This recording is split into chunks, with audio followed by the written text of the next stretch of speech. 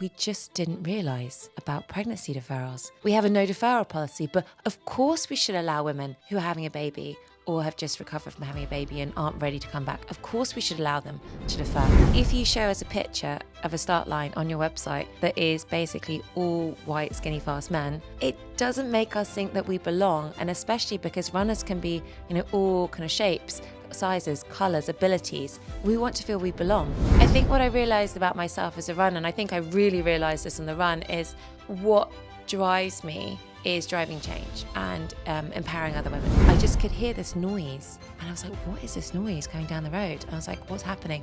And they're just chanting my name and I'm running through and there's just a sea of kids with signs. I was saying, go Sophie.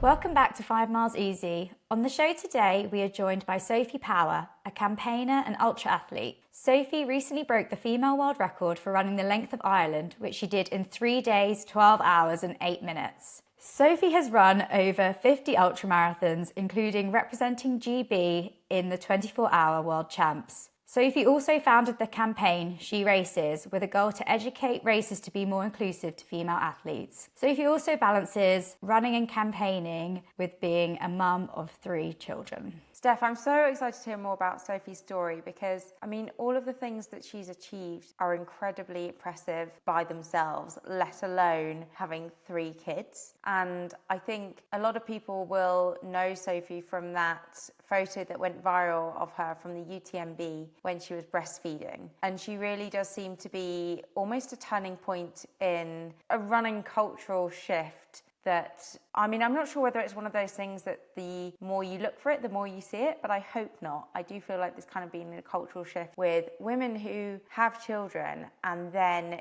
go on to just pick up their careers as they left off and actually often be better. And I really think Sophie is kind of an icon in that movement. Yes, I think you're absolutely right. And that iconic photo of Sophie breastfeeding, definitely, it was a bit of a wake-up call for a lot of race directors because it was something they maybe hadn't considered. Like, we haven't thought about the rights of, new mums. And races didn't have policies that protected women that were pregnant. So I think you saw it a few years ago where, if you were pregnant, then you couldn't defer your place in a race and you would just lose your money. You couldn't race the next year, it'd be, entering again. Whereas I think there's now been a big change where you are able to defer your race place if you are pregnant, which is actually reassuring because, you don't always necessarily choose, you might be trying for a baby for ages, as we know it can be very difficult, but you don't always choose when you're going to get pregnant. So I think it can be reassuring for mums that might be,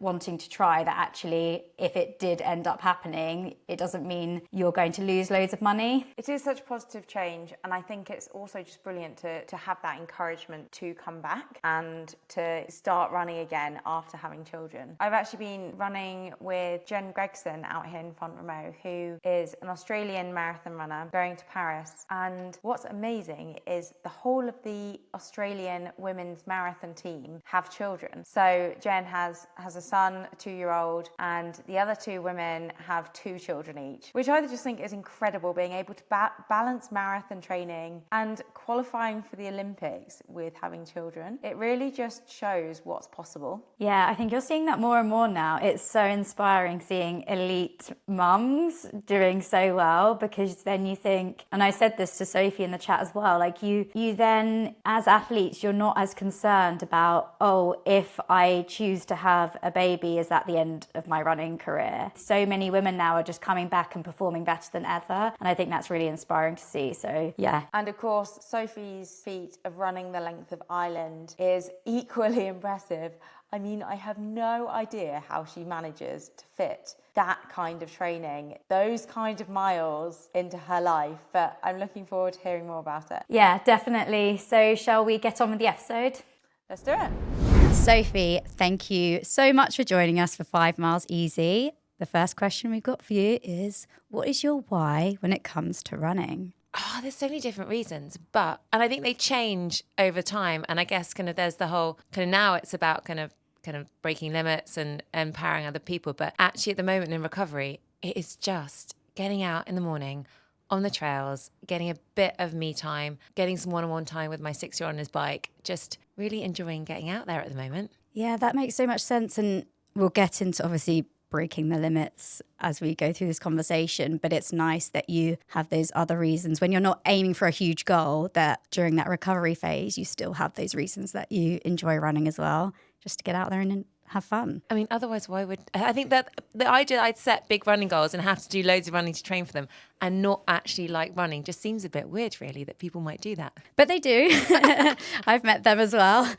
So let's get into how you got into running. And this really fascinates me because you went from not being a runner straight into ultra running, is that right? And kind of straight into doing the Marathon des Sables, which is a very, very tough ultra marathon. So how did that come about? Why didn't you kind of ease yourself in with the shorter distances? What about the ultra distance excited you? I kind of signed up by accident, I think, is probably the honest answer. So I was not the runner at school. I would say I was second last in the mile. I was not the sporty kid in any way. And I had this label on myself, as many as we do, not a runner. I would do everything to avoid running. Kind of, cross country at school. I'd sneak out to my mate's house across the road and we kind of try and run back in looking sweaty when we just eaten pizza and watched Neighbours. But my friend had just done the Marathon des Sables and he said to me, we're having lunch a few months after, you'd be really good at this because no one runs. Because it's just a hiking race. You've got to go 3 kilometres an hour to be faster than the camels. So all you have to do is hike, and you can hike 5-6k an hour in the sand. Just do it. And I didn't have a good reason to say no, and I was a bit lost at the time. And so I signed up without actually looking really at what it was. And the second I did, I thought, I do not want to be out in 47 degrees heat all day.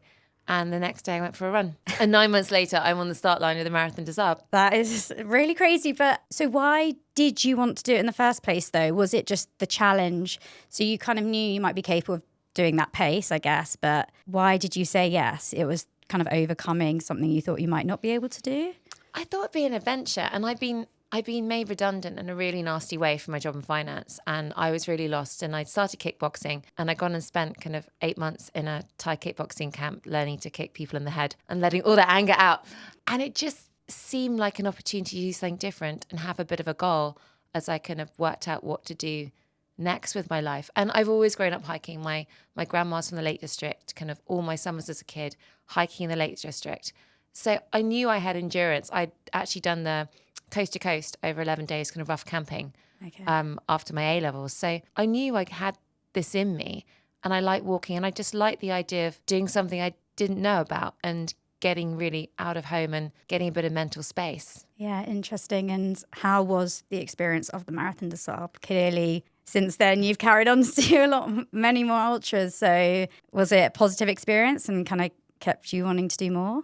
It was amazing. I think I think it gets difficult. I realised I was very good at certain things, kind of managing myself, managing my kit, the endurance side, the just keeping going side. But I think there's something about it that you meet people in a way that you don't normally meet people because no one has any energy to put this kind of facade on themselves.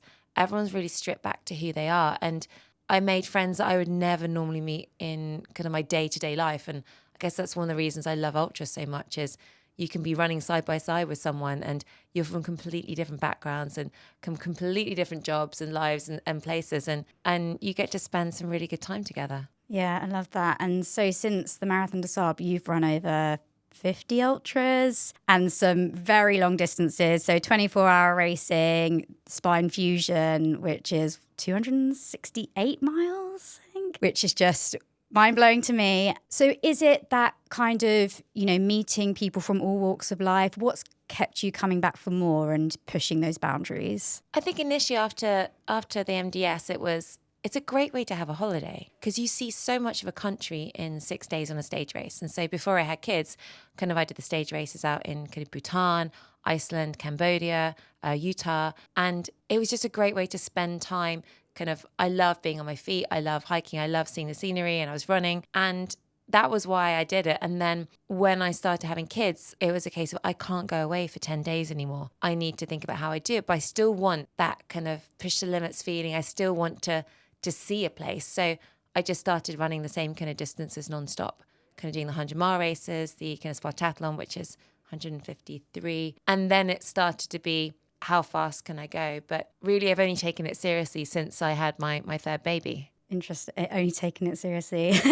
I mean, You're very talented at it. So it seems like you must have been taking it somewhat seriously. But so one of those races that you did a few years ago was UTMB, and a photo of you, for anyone that may not know, a photo of you went viral there after the birth of one of your children. And that is one of the reasons that you launched your campaign, SheRACES. Can you tell us a bit about what happened with the photo going viral and how that led to you wanting to start SheRACES? Just, I guess this is 6 years ago. And yeah, I'd had a UTMB place. This is 2018. So 2014, I'd had a UTMB place and my first one. And I was pregnant with my first child and I couldn't defer it because I was pregnant. If I'd been injured, I could have deferred it because pregnancy is a choice, injuries apparently not.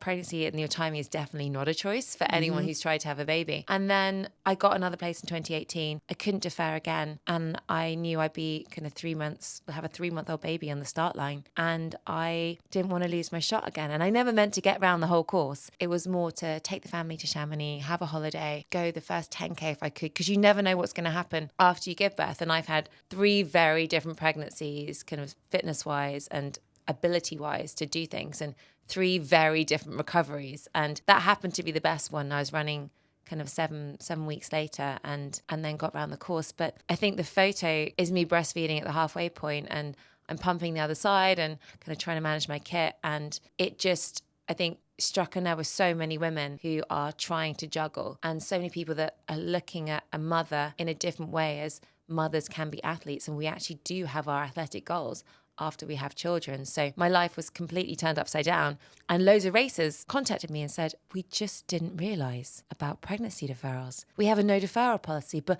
of course we should allow women who are having a baby or have just recovered from having a baby and aren't ready to come back. Of course we should allow them to defer. And the only reason I really let it go public was because I thought UTMB might see it and think this is utterly ridiculous. Why can't this woman run the race and have an opportunity when she's fit and healthy? It was not a good idea to run it 3 months postpartum. I had to, and my pelvis wasn't back together. So I'm kind of going down the hills with poles, just being really careful, really cautious the whole way around. I'd love to run it kind of fully fit. It'd be a completely different experience.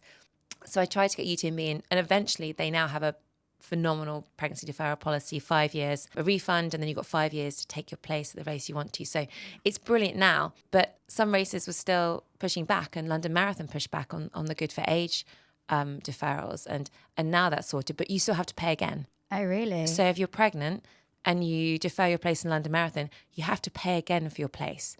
It's the same thing in New York still.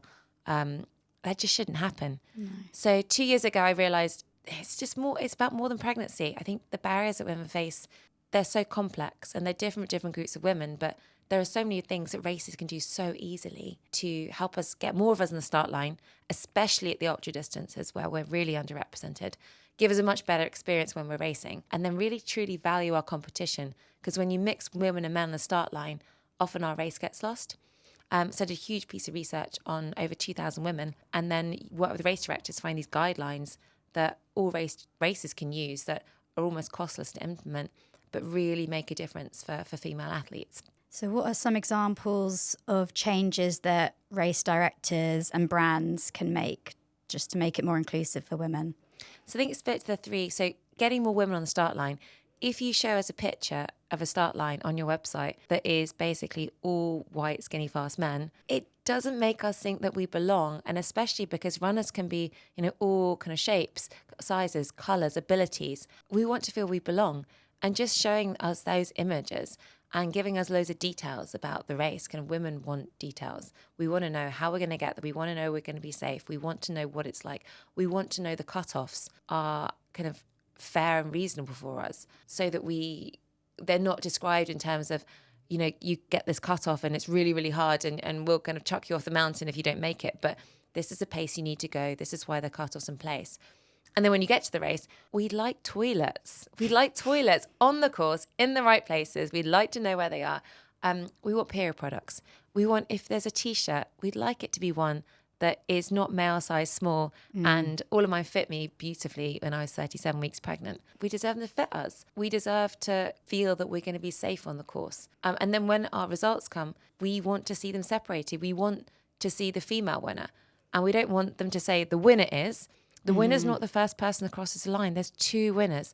and each race should be valued equally. So there's lots and lots of things, and there's lots more things in ultras, but we've got races that we can accredit that sign up to the basic principles, and you see it. They have far more women on the start line than those that don't. Yeah, it's absolutely amazing. I can't believe you only started this 2 years ago, because the changes you've made already are just so impactful and just, very inspiring. But I want to ask, so what was the reaction of that photo of you breastfeeding at the time? And do you think you've now, from what you've been campaigning through SheRACES, do you think there would be a difference now if, say, that same photo went viral in 2024? Do you think the reaction would be different?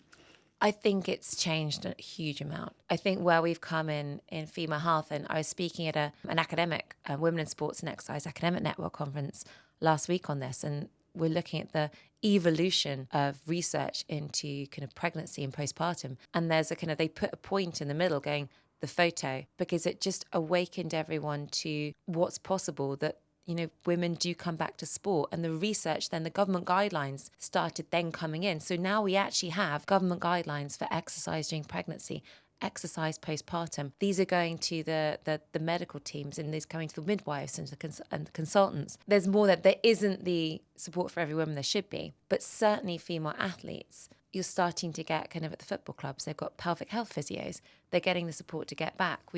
We know far more about pelvic floors and prolapses than we ever did before. So I think now we're seeing all these phenomenal mothers going to the Olympics, which we would never see 10 years ago. There'd be the odd one, but there's so many, and it's so exciting to see them because they're on screen, and those mothers were runners before they had babies are looking at them going, they're back. I want to be where they are and get all the resource I can to get in the same place. Yeah, I absolutely agree with you. I think seeing those mothers that are elite athletes, it's just so inspiring. And it'd be interesting to hear from you as a mother, what advice would you give people? How do you balance motherhood and training hard? And then for, I guess, new mothers that want to get into running, how is it possible? And those that, for someone like me who I don't have any children, but, one day, hopefully I'd like to have children, but it's kind of a concern of how's this going to change my running life? Is it possible for me to get back into running? And I think maybe there has been a lack of resources, and the information isn't widely available of how it's done. But,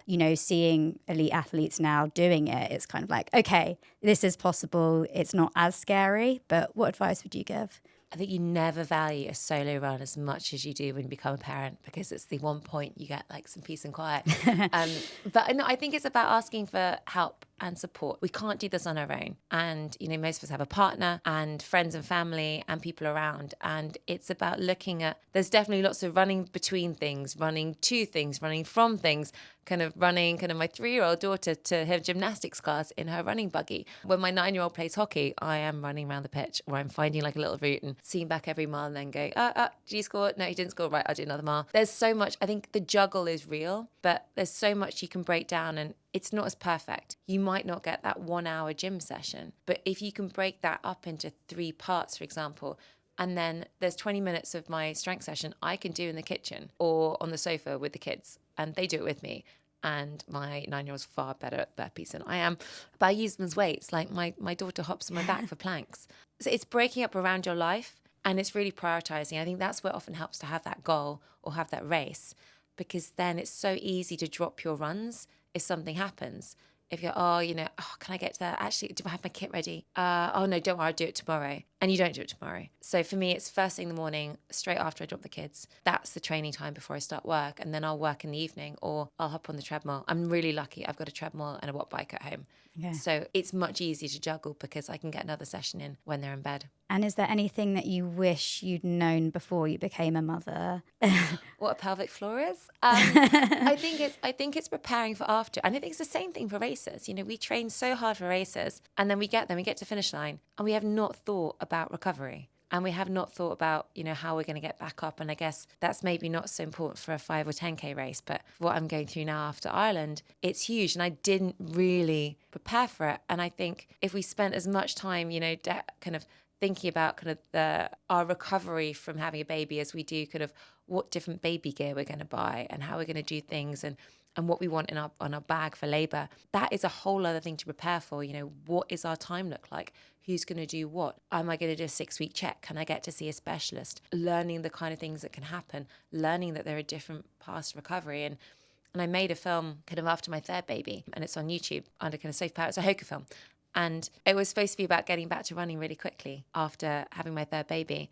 And then I find out I have a prolapse, and how I then had to change everything and get back. And it's, I guess, learning about other people's stories is really powerful. And I learned from so many other women that went through the same thing. So preparing for different things that can happen and uncertainty is just as important as kind of keeping fit through labour. Yeah, thank you for sharing that. I think that's so useful. And I think I really appreciate the way that you're just so open and honest about your own experiences, because I think so many people can learn from them. It's time to thank our sponsor for this episode, Veloforte. Now, as our listeners will know by now, we are both big fans of using the Veloforte products in our training. And I have to say, Steph, I had a really hard session today, and all I could think about in those last couple of reps was having a malto shake at the end. The cold cinnamon and vanilla shake at the end of a hard session just hits differently. Oh, it tastes so good, doesn't it? I've been absolutely loving the energy chews. They're a great alternative to gels, and I've been using them on those longer runs, especially in my training for 2 Oceans. They came in very handy, and they're so delicious. I love the apple and cinnamon flavour. And the best bit is, because Veloforte uses only real food ingredients and nothing artificial, you can trust what you're putting in your body, and it digests so much better to synthetic alternatives. And you can understand every ingredient on the back, which is not always the case with these types of products. Thanks to Veloforte for supporting this podcast. And if you would like 30% off the Veloforte products, head to veloforte.com and use the code 5miles at checkout. And you mentioned your recovery from running the length of Ireland. So if we get into the whole challenge. So anyone doesn't know, Sophie has just a few weeks ago finished running the length of Ireland 350 miles in 3 days, 12 hours, which is extremely impressive. So we'll get into more of those details. But before you started this challenge, you referred to it as Challenge U. And what's interesting is I'm sure there were obviously personal goals you wanted to break the record, but what else were you trying to achieve from the challenge in terms of inspiring other women? I guess I'm not really bothered about records. I think what I realised about myself as a runner, and I think I really realised this on the run, is what drives me is driving change and empowering other women. That's what, and being part of a team. And I think I've only taken running seriously in the last 3 years is because, I've been wearing a GB vest. And for me, that is, I'm running for myself, I'm running for a team, and I'm running for my country. And that's a very different feeling. And that's something that, gets me excited and gets me wanting to push my limits. A lot of other races, I'm stopping to take photographs, and I'm enjoying it and I'm pushing myself hard, but it's not my limits. It doesn't excite me to make a podium. It's not what wires me. We're all wired very differently. So I knew that I had this year free because the World Championships were in December last year and they're not until October next year. And it was, I think, of what can I do that's kind of inspiring? What's really interesting? What will I learn about myself? And kind of came up, what will give another platform? Because UTMB gives us a platform to talk about kind of coming back from pregnancy. What can I do that will make other women believe they can do things too? And so we called it Challenge U. And it was about, how do you set these challenges? Because I really believe finish lines, change lives. As I guess behind SheRACES is kind of, it's not just running. I think races change lives, and completing that challenge we didn't think we could finish, or we've got a time that we never believed we could because we've done the work. And sometimes when you push your limits, it makes the rest of life seem so much easier. So it was a case of, how do you pick a challenge? Like just outside your comfort zone, something that is possible, but not quite just there. Something that's personal, and then getting your family and friends around you, which is often the most important thing to do because we can't do things on our own. And my husband's Irish. Okay. My kids are half Irish. He's from Cork. The premise was, we were going to leave my 3-year-old daughter in Cork with the grandparents, take my 6 and 9-year-olds north, and I was going to run back to my daughter as quick as I could. And that was in my head the whole way, is how quick can I get back to Saoirse, and how much can I show the country that my kids are half Irish. They haven't seen the country. And how can I tell the story to women along the way, saying, if I'm doing this, which seemed impossible, and it was such a tight record that I was very prepared for failure probably for the first time ever. But so many women, like hundreds and hundreds of comments on, I've seen you do this and I'm going to sign up for a 10K. I've seen you do this and I'm going to stretch. I'm going to go from marathon to ultra. I've seen you do this and I'm going to do a cycle. I'm going to try a new sport. And that really was the point. The record is just a platform, or I guess a conduit to do that. Yeah, the impact you had is clearly amazing. And I just love how you're running to your daughter. That's so cool. So that you just mentioned it was kind of the first time you thought failure could be possible. And I remember you saying that before you started, that kind of one of the things that was exciting, that failure was possible and you kind of accepted that, you know, it could be close. Do you think that excitement of the fear of you don't really know if you're going to break this record, do you think that kind of pushed you along and you had that in mind during the times when it got quite tough? I never thought about the record. I think in these, you're just going as fast as you possibly can. And that's not very fast after like 2 nights and no sleep. I was looking at it. I always knew that if nothing went wrong, I could make those paces. I knew that I would be behind for the first 150 miles. I knew I'd be behind record pace. Okay. And I had to deal with that. And I was confident in that. And I broke it all down and thought, and getting to different points, my knee went 150 miles in. And I thought that could be the end because it all swelled up and we strapped it up. And I thought, if I can still run, if I can still do this, I know how fast I can hike. It's really hilly kind of towards the end. And I was just breaking it down the whole way. The crew were thinking that I wasn't going to make the record at one point. They were doing their maths. I can do really good running maths even after kind of 3 days of no sleep, because I was looking, I had like kind of 2 watches on. I was looking at that. The mistake I made was because I had the Enduro on with the mapping on one side, and I just thought it would show the map, but no, it showed miles to go. Oh, the whole way. And so I had to and they must be ticking over so slowly. At the start, it was great, and it was lovely because like it starts with a 3, and it's not that long until it starts with a 2, and that's great, and then it starts with 1, and then it goes to kind of below 100, and they were so slow. And then the last 50, I was like, 50 miles to go. This is going to take me. No, it's not going to take me as long as 50 miles normally takes me. It's going to take me double as long. Yeah. And that was really hard. So what kind of got you through those really tough bits? So your knee, when you're in that much pain, kind of what were you thinking about? And then I know I was following along, the weather looked absolutely terrible. Like just these things, I'm sure like within 3 hours, I'd say, no, and that is enough for me. That you just managed to keep pushing through all these things that were against you. What were you thinking about? I don't think I ever thought quitting was an option. Yeah. It wasn't an option because I think at the start the torrential rain was bad, and most people doing these challenges would have a weather window. So they would go, right, here's a week and we'll do it within the week. I had 0 weather window because it's half term with the kids, and I wanted to make sure that we got finished and then we could get back to Cork at a sensible hour for the kids to go to bed and sort things out. And it was in my head, like, I have to start at 8 a.m. on Tuesday because we have a flight kind of then, and like the crew's got to get back, and it was all, there's no weather wind. You're just going to have to go. So that was difficult, but it is what it is. And I think the hardest part was the last day when it was scorching hot and my body had lost the ability to kind of regulate itself. Okay. So other people are running in the heat and they're hot. I am ice all over me, kind of water over me, kind of all the time, kind of eating Mr. Whippies and just really, really struggling. I think the difficult times were the lack of sleep because, it was 2 hours and 17 minutes over 3 nights in total.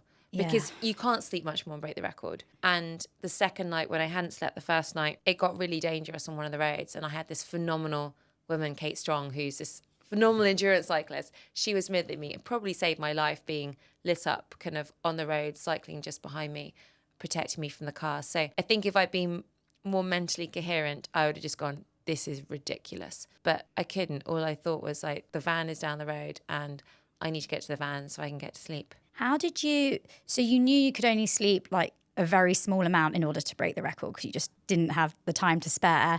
How did you time the sleep, and how did you kind of have a strategy of caffeine, fuel, etc., just to keep you energized? So the sleep was, so I'm used to running 24 hours of no sleep. Mm-hmm. That's what we do in the races. And my plan was to have kind of 20 minutes the first night, then 30 minutes the next night, 30 minutes next night, with 10-minute power naps when I needed. But the first night, I just laid down the van and go, I'm not sleeping. I just can't.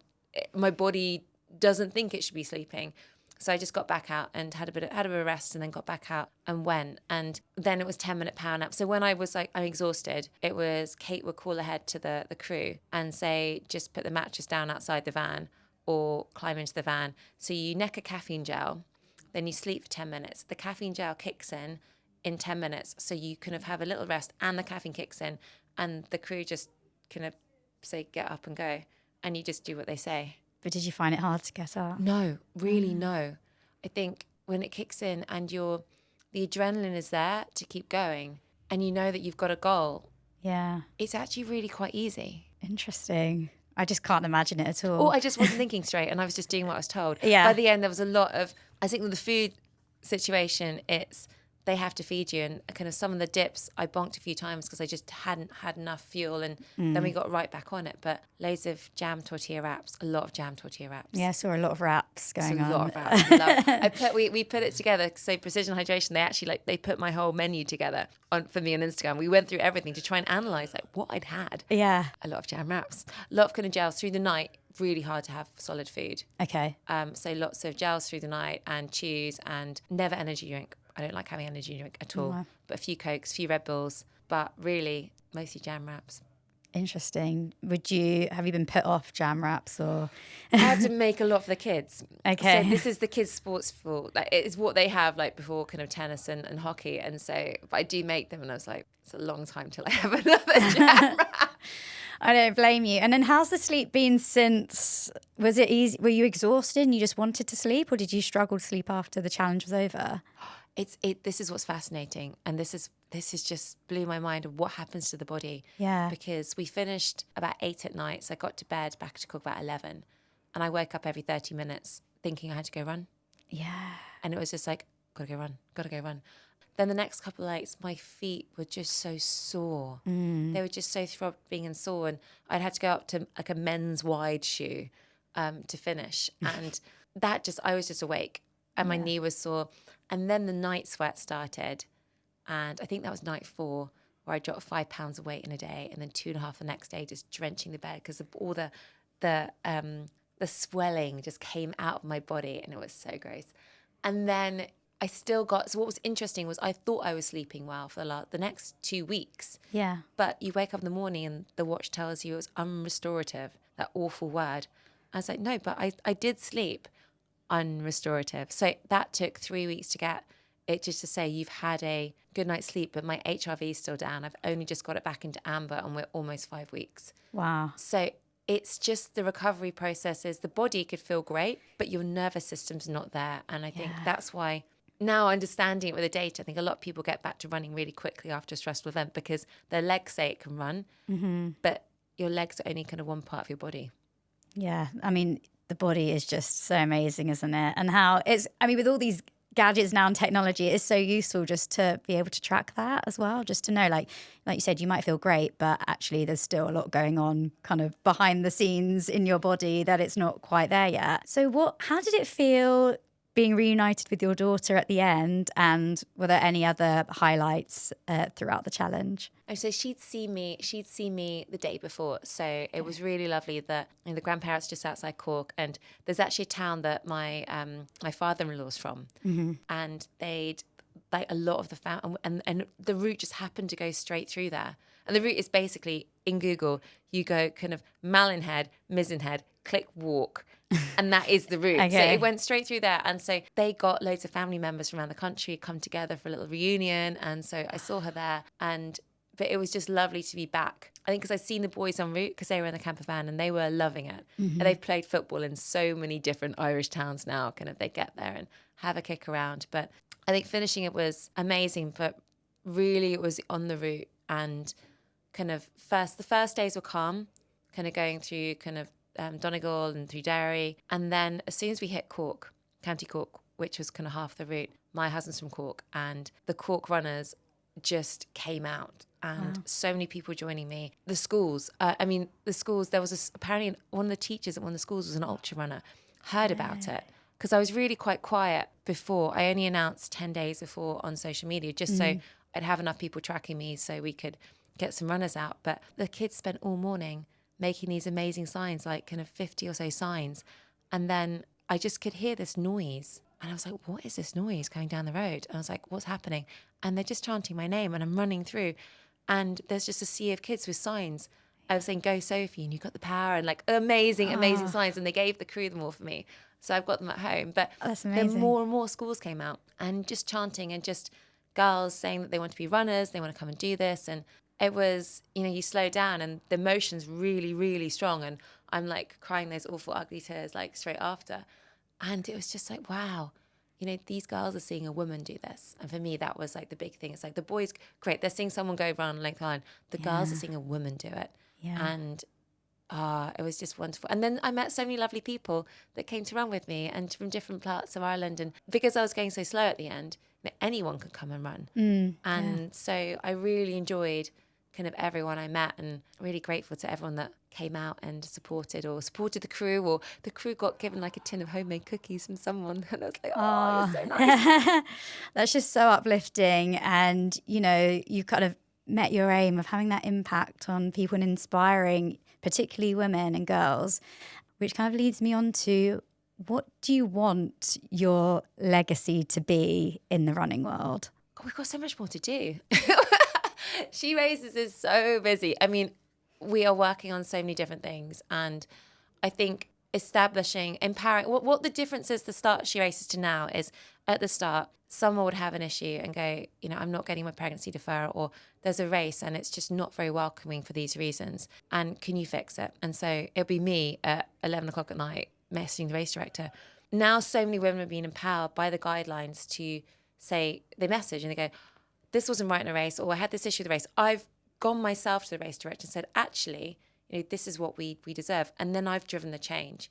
So I think the thing for women is empowering them and getting us to speak out, because we are different, and we want sport to be equally designed for us as for men, and it can be inclusive. So I think for me, every woman standing up for themselves and saying, this is how we want sport, and having the confidence to be on start lines. But I think really what I want is kind of, my daughter Saoirse, she's 3 now. I want, when she grows up, she's like, Mum, what did you waste all your time on? Because there aren't any barriers to women running or participating in sport. So I don't know what you were doing. Why didn't you use something else? And if she doesn't see the barriers, then that's kind of what I really want, that she has every opportunity to participate. And I sit as a trustee of the brilliant charity Women in Sport that does amazing research, insight work and advocacy for women. And there's so many things that, we want the new government today to do in gender equality in sport. And if we can achieve some of those by the time she grows up, I'll be so happy. Oh, I really hope that's the case. And for anyone that's, really wants to get involved in supporting the SheRACES campaign, how can they get involved? How can they support it? So on Instagram, we're she.races. Really, it's about looking at races and going, how can you improve? So read the website, go to races, how can they improve? If you know brands and you're talking to brands, go to them and say, make sure you sponsor races that are inclusive. I always think kind of the quickest way to drive change is probably if brands say, we're only going to support races that can provide equal opportunities for women. And there's lots of brands that talk about how they put women in their advertising campaigns. But then you look at what they're sponsoring and there's no pregnancy deferrals, and the cutoffs are tight and the imagery is all of men. So I think let's kind of put the pressure on some of the brands in the way we do in other aspects of society, and say, support inclusive races be inclusive, because it's good for society and it's good for commercial, because you want more people in your start line. But really it's speaking up kind of and having that confidence to take on challenges that you may thought you couldn't do. Yeah, so speak up, everyone. And okay, I guess through all the positive change you're making in the running world and your own personal athletic achievements as well, what would you say is your high five me moment? So that moment that you'd give yourself a big high five. Do you know what I think it was? There's a picture. So my favorite ever running picture is not the breastfeeding picture, although it's beautiful, but it's quite harsh. My favorite running picture is me crossing the line of UTMB, and I've got kind of a three-year-old baby on one side, and I'm holding my 3-year-old's hand. And the only reason I finished UTMB was because my 3-year-old said to me, we'd been watching the other races finish earlier in the week, and he goes, Mummy, that's going to be us. I'm going to be holding your hand. We're going to cross the finish line. It's like, better finish this. And I'm just looking down at him and I know what was in my mind. It was like, you're going to think differently because of this. And you're going to be inspired to do something. I didn't have a daughter at the time, and everything changed when I had a daughter, because I was campaigning, but something really kind of lit the fire in the campaigning. But I think looking down at him and going, something in your life, you're going to go, I couldn't do that. And you're going to think back to when your mum did this, and you're going to push through. So that's my favorite photo. But yeah, finishing Ireland was pretty special too. Yeah, I can imagine. I mean, I need to go and see that photo because I don't think I've seen it, the one of you finishing UTMB. But yeah, you're just so inspirational, and congratulations again on the Ireland challenge, because it's just so mind-blowing to me. Thank you so much for joining us, Sophie. Thanks for having me. Thanks for joining us for 5 Miles Easy.